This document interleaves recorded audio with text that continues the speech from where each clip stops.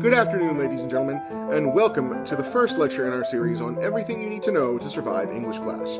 I am your professor for this series, Blake Petit, and by the time this series has reached its conclusion, I promise all diligent students will be masters of literature and know everything they could possibly need to know to succeed in any literature program, unless, of course, they do not. Today we will be featuring the work and life of F. Scott Fitzgerald, whose novel The Great Gatsby was declared the second greatest work of fiction of the 20th century, following only, of course, the epic tragedy, The Monster at the End of this book. You may, of course, follow along in your textbook. If you do not have a textbook, I am afraid that they are not currently available at the campus bookstore, because Cindy Wasserman is still manager there, and evidently she does not mean it when she says things like, of course, we'll still be friends. The book is fortunately available both in print and as an electronic book at Amazon.com. Please turn to page 115, and let's begin. F. Scott Fitzgerald, born 1896, died 1940, one of the earliest and most influential writers of the jazz age, spent his early life being relentlessly mocked by his classmates because his first name was F. "Ha ha," his classmates would say, "your first name is F." "Screw you guys," Fitzgerald rejoined. "Someday I'm going to be one of the greatest and most influential writers of the jazz age." "Huh?" his classmate said, because this was 1902 and nobody had heard of jazz yet. Fitzgerald attempted to find happiness by insisting people called him Scott and eventually falling in love with a woman whose name was even screwier than his, Zelda Sayre. It was not a happy marriage, though, as Zelda suffered from severe emotional distress and mental instability. Plus, she refused to marry him at first until he successfully published a novel, and then she was okay with it. "I may be crazy," Zelda told an acquaintance at the time, "but I'm not stupid." Inspired by his relationship with Zelda, Fitzgerald went on to write a series of novels and short stories about young boys trying to win the love of wealthy girls, including Winter Dreams, This Side of Paradise, Grease, and Pep Comics number 26, in which Archie Andrews first meets his girlfriend, Veronica. Fitzgerald's most famous work by far, though, is the novel The Great Gatsby, the epic tale of a poor boy trying to win the love of a young girl.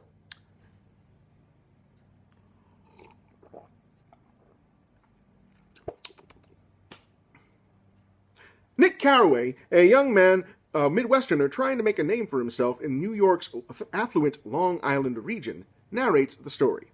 Nick befriends his neighbor Jay Gatsby, who is famous for throwing massive parties every other weekend, but never actually attending them himself.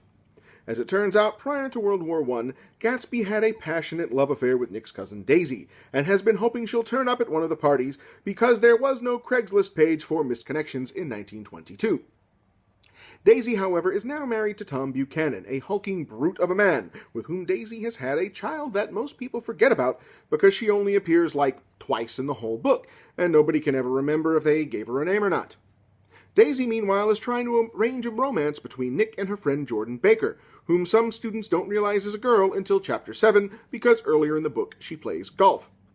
Daisy and Gatsby reignite their romance. The reader is evidently supposed to be okay with the adultery because Tom is also cheating on Daisy, in his case with a girl named Myrtle Wilson, who is cheating on her husband George, who owns a garage, which is having an affair with a Plymouth town car that runs away from the Batcave on alternate Thursdays, during which Bruce Wayne is carrying on his torrid affair with both Catwoman and Poison Ivy.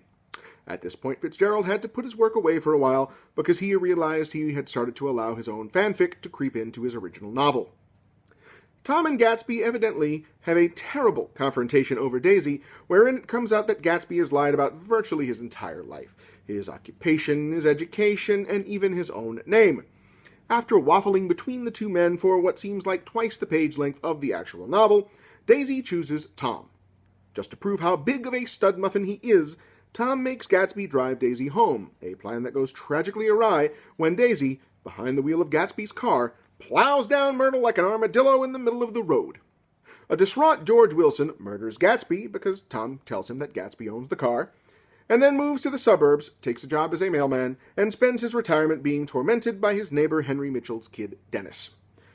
Nick, realizing that Tom and Daisy are terrible human beings, flips them off and moves back to the Midwest, thus cementing the eternal theme of Fitzgerald's haunting work, New York sucks. The novel is frequently cited as being one of the seminal works of American literature, at least among classes with students mature enough to hear the word seminal. Sadly, far too many people, including certain major motion picture directors who will go unmentioned at this time, utterly miss the point that the lifestyle of the wealthy inhabitants of East and West Egg is ultimately shallow and meaningless, and instead focus on the fact that Gatsby threw some bitchin' parties. Thank you, class. This concludes our first lecture. If there are any follow-up questions, I am available in my office during posted office hours. If you follow me online, you can follow me there at blakempt.com, facebook.com/blakempt, or on Twitter at blakemp, and Instagram at blakemp25, because evidently there were 24 individuals in last semester's class who thought it would be funny to take my name before I could get there. The book, again, is available in print and digitally at amazon.com. Thank you for your attention, even though I know, Lewis, back there in the third row, you spent most of the class scrolling through Imager, and I will see you all at our next session.